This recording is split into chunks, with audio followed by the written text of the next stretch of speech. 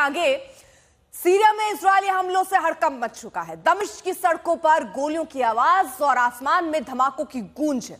Israel से सीधे सीरियाई सेना के मुख्यालय और राष्ट्रपति भवन के पास हमला कर दिया गया। इजरायली सेना का दावा है कि ये वही ठिकाने थे जहां से स्वेदा इलाके में ड्रूज समुदाय पर हमले किए जा रहे थे। इजरायली हमला सीरियाई टीवी शो में लाइव कैद हुआ जब एंकर के ठीक पीछे धमाका हुआ। इजरायल अपनी सीमा से सटे स्वेदा इलाके में 7 लाख से भी ज्यादा ड्रूज समुदाय के रक्षा में हमले कर रहा है, क्योंकि उसका मानना है कि अगर यहां से ड्रूज समुदाय हटा तो हिजबुल्लाह और ईरान समर्थित आतंकी पैर जमा लेंगे।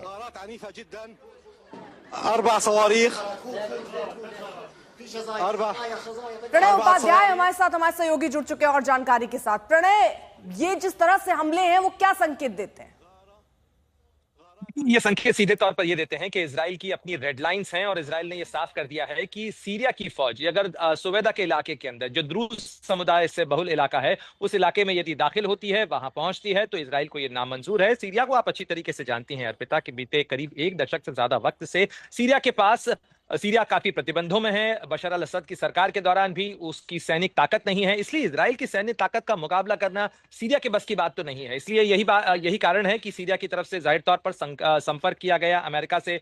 अमेरिका के विदेश मंत्री मार्को रूबियो का बयान भी आपने सुना होगा, जिसमें वो साफ तौर पर कह रहे हैं कि इस मामले को लेकर अमेरिका चिंतित है, क्योंकि अमेरिका की ही मदद से बशर अल असद सरकार की विदाई हुई थी। साथ ही अहमद अल शरा, जो कि अब सीरिया को संभाल रहे हैं, उसके अंतरिम राष्ट्रपति हैं, उनकी सत्ता आई थी। लेकिन सीरिया अभी भी बहुत टूटा और बिखरा हुआ है और इसने एक बार फिर बता दिया है कि सीरिया के अंदर भले ही एक सरकार बिठाने की कोशिश जरूर हुई हो, लेकिन वहां पर जो जातीय संघर्ष है वो अभी भी बरकरार है, खासतौर पर जो एथनिक क्लैशेस हैं। क्योंकि बीते शुक्रवार को जो सवेदा प्रांत है उस इलाके के अंदर द्रूज समुदाय और जो बेदुइन समुदाय है उनके बीच में टकराव शुरू हुआ। उस टकराव को रोकने के लिए सीरिया ने अपनी फौज भेजने की कोशिश की, लेकिन इजराइल को यह चूंकि नामंजूर है। इसके पीछे बड़ी वजह क्या है अर्पिता? इसके पीछे सबसे बड़ा कारण यह है कि ये जो द्रूज समुदाय है ये बड़ी संख्या के अंदर इजराइल के अंदर मौजूद है। इजराइल की सेना में इनकी मौजूदगी है, इजराइल के पुलिस बलों के अंदर मौजूदगी है इनकी, और साथ ही ये जो दक्षिणी सीरिया का इलाका है जहां ये द्रूज समुदाय रहता है उसे इजराइल अपने लिए एक बफर जोन की तरह मानता है। उसको ये लगता है कि ये समुदाय जब तक है तब तक इजराइल की हदें जो सीरिया से लगती हैं। बातचीत करने की आपसी सहमति बनाने की बात हो रही है, लेकिन ये संकेत तो दिख रहे हैं युद्ध अभी